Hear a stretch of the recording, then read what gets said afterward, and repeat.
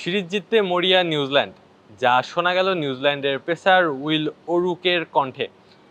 প্রথম ম্যাচটা নিউজিল্যান্ড জিতে নিয়েছে, দ্বিতীয় ম্যাচটা জিতে নিয়েছে বাংলাদেশ। অর্থাৎ বর্তমানে 1-1 সিরিজের সমতা এবং তৃতীয় ম্যাচকে বাঁচা মরার লড়াইকে সামনে রেখে নিউজিল্যান্ডের পেসার উইল ওরুক আজকে ম্যাচ পূর্ববর্তী সংবাদ সম্মেলনে গণমাধ্যম কর্মীদের মুখোমুখি হন এবং সেখানে তিনি আগামীকালের ম্যাচের পিচ, চট্টগ্রামের মাঠের আউটফিল্ড এবং বাংলাদেশের পেস বোলিং উইকেট কতটা চ্যালেঞ্জিং এবং বাংলাদেশের আবহাওয়া সব কিছু নিয়ে আর কি টুকটাক কথাবার্তা বলেন।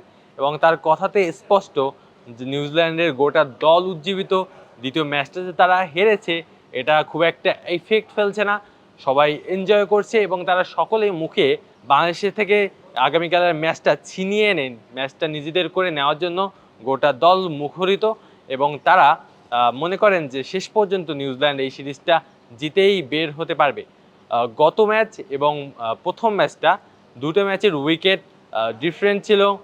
বাংলাদেশের এখানে ট্যাকটিক্যালি অনেক চেঞ্জ আনছে, পিচ যেমন চেঞ্জ হচ্ছে, কন্ডিশনটাও আসলে চেঞ্জ হচ্ছে। মিরপুরে একরকম ওয়েদারে খেলা হয়েছে, চট্টগ্রামেও ভিন্ন ওয়েদারে খেলা হয়েছে, যদিও চট্টগ্রামে বর্তমানে 34°C তাপমাত্রা রয়েছে, অত্যন্ত গরম। এবং নিউজিল্যান্ড যারা কিনা দক্ষিণ গোলার্ধের একটি দল, তাদের জন্য এই কন্ডিশনে এই আবহাওয়ার মধ্যে মানিয়ে নেওয়াটা অনেক বেশি চ্যালেঞ্জিং।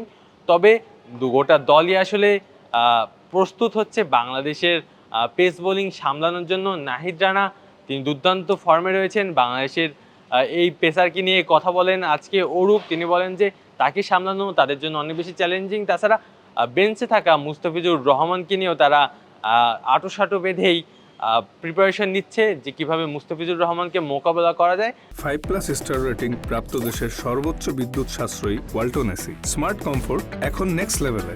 যদি তৃতীয় ম্যাচে তার একটা নামার সম্ভাবনা রয়েছে, যা ইতিমধ্যে আমরা শন টেইটের কথা বলার মাধ্যমেই শুনেছি। অরুক এই প্রথমবার বাংলাদেশের মাটিতে এসেছেন, এর আগে কখনো আসা হয়নি। আজকের যখন তারা প্র্যাকটিস করছিলেন তিনি পাশ থেকে হেঁটে যাচ্ছিলেন পিচের এবং তিনি মনে করেন যে এই যে আউটফিল্ডটা অনেক বেশি কুইক, এখানে ফিল্ডারদেরকে খুব ভালোভাবেই সামাল দিতে হবে। প্রতিটা রান সেভ করাই আসলে অত্যন্ত গুরুত্বপূর্ণ। আপনি যখন দেখবেন যে ফিল্ডাররা ভালো করছে তখন ম্যাচটা কিন্তু আপনার জন্য অনেক বেশি ইজি। সো আউটফিল্ড যেহেতু অনেক বেশি কুইক তার মনে হয়েছে, দ্যাট মিনস এখানে বল খুব দ্রুত আর কি গড়াবে এবং অনেক দ্রুত নিউজিল্যান্ড কিংবা বাংলাদেশ যে কোনো দলের ব্যাটারাই দ্রুত রান নেওয়ার জন্য মুখিয়ে থাকবে। অর্থাৎ ফিল্ডারদের জন্য একটা বড় চ্যালেঞ্জ এই সাগরিকার কন্ডিশনে অপেক্ষা করছে। এটাই আমরা আজকে সংবাদ সম্মেলনের মাধ্যমে জানলাম। তাছাড়া পিচ অনেক বেশি বাউন্স হওয়ার সম্ভাবনা রয়েছে।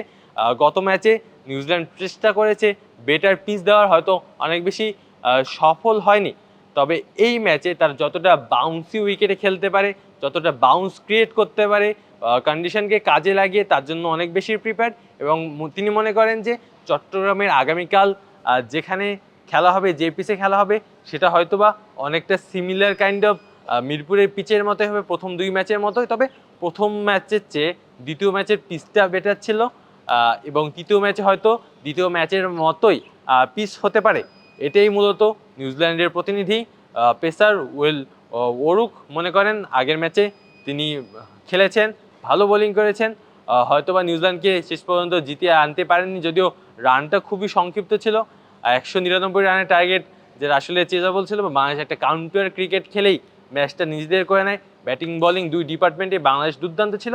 এখন দেখা যাক শেষ পর্যন্ত নিউজিল্যান্ড সাগরিকায় আরও একটা জয় পায় কিনা, যেহেতু সাগরিকার আমরা কিছুক্ষণ আগেই বলছিলাম সাগরিকায় বাংলাদেশ নিউজিল্যান্ড এর আগে মাত্র একটা ওয়ানডে ম্যাচ খেলেছে, তাও 2008 সালে।